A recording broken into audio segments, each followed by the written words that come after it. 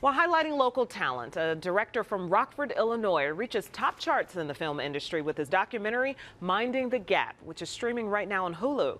The Jam's Deanna Gutierrez had a one-on-one with director Bing Lui and shares his story.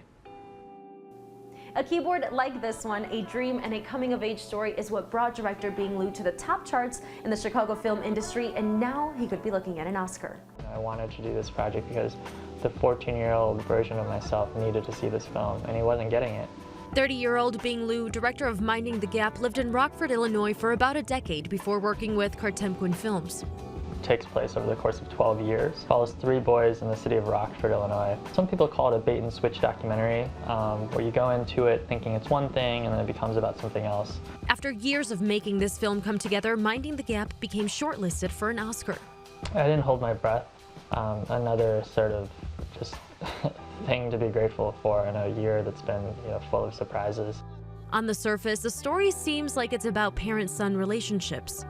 I've only seen my dad twice since I was 5.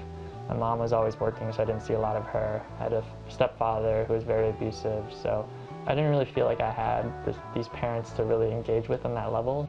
But it's much more than that. As Lou follows 2 of his friends on the wheels of his skateboard, issues are discussed.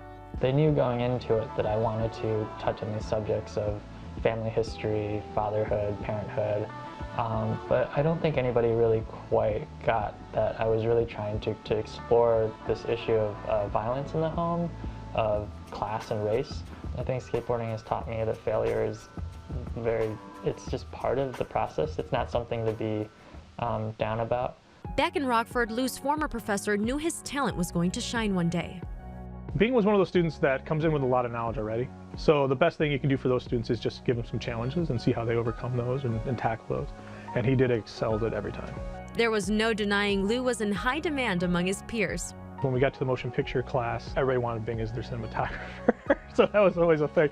And to this day, Lou has a lot of reflecting to do, which he encourages other filmmakers to do as well.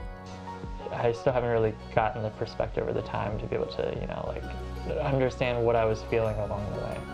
Things like this interview, for example, are spaces for me to be able to, I guess, kind of be forced into reflecting. I don't think this is it. I think there's a lot more coming from Bing, and we'll be excited to see what that is.